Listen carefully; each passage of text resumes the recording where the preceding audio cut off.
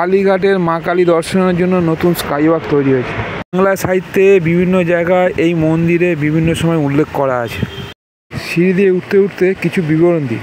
রাজা মানসিংহ মনে হয় মন্দিরটি প্রথম প্রতিষ্ঠা করেছিলেন। কি সুন্দর স্কাইওয়াকটা তৈরি হয়েছে না? এই ঠাকুরের এই কাঠামোটা শুভেন্দু রায়চৌধুরী পরিবারের পক্ষ থেকে তৈরি করা হয়েছিল বলে মনে করা হয় 18শো শতাব্দীতে। 51টি যে শক্তিপীঠ আছে তার মধ্যে এটি অন্যতম হিসাবে ধরা হয়। এখানে সতীর আঙুল পড়েছিল বলে মনে করা হয়।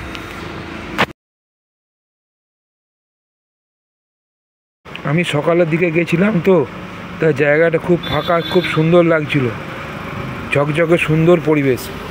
কালীঘাট স্কাইওয়াকে, কালীঘাট কালী মন্দির মনে করা হয় কলকাতা এই কালীঘাট থেকেই এসছে। কালী থেকেই কলকাতা নামটা এসছে। তা এখানে স্কাইওয়াকটা উদ্বোধন হয়েছে। তা আমি মন্দিরের দিকে যাচ্ছি হেঁটে হেঁটে। সঙ্গে থাকো, দেখতে থাকো পুরো ভিডিওটা। আমি মন্দিরের কিছু ভিডিও করব, ইচ্ছা আছে। চলুন সঙ্গে থাকো। খুব সুন্দর, উপরে মনোরম পরিবেশ।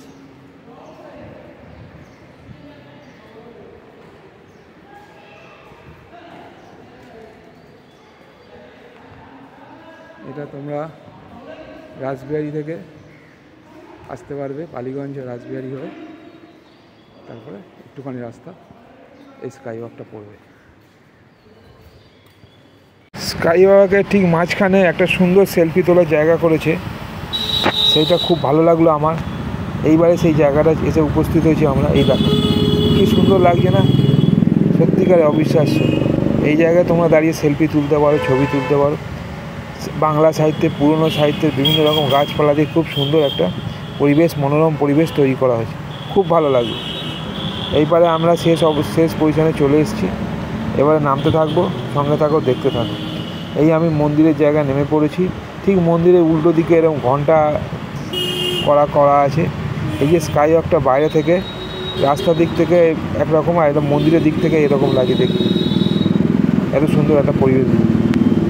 এই যার জন্য গেছিলাম, মন্দিরের পেছনে একটা পুকুর ছিল, যেটা আগে পরিত্যক্ত হয়েছিল। বর্তমানে মন্দির সংস্কার করা হয়েছে, এই পুকুরটাও সংস্কার করা হয়েছে। মনে হয় সতীর আঙুলটা এই পুকুরেই পড়েছিল।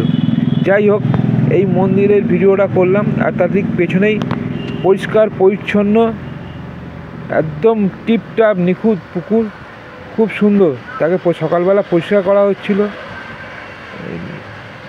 খুব সুন্দর লাগছে পরিবেশটা। আমি ঠিক মন্দিরের পেছনেই দাঁড়িয়ে আছি, পুকুরের সামনে। আর এই মন্দিরের চূড়াটা এবার দেখাবো তোমাদের। পাখি ঘুরে বেড়াচ্ছে, একটা চিল এসে বসলো, খুব সুন্দর লাগলো।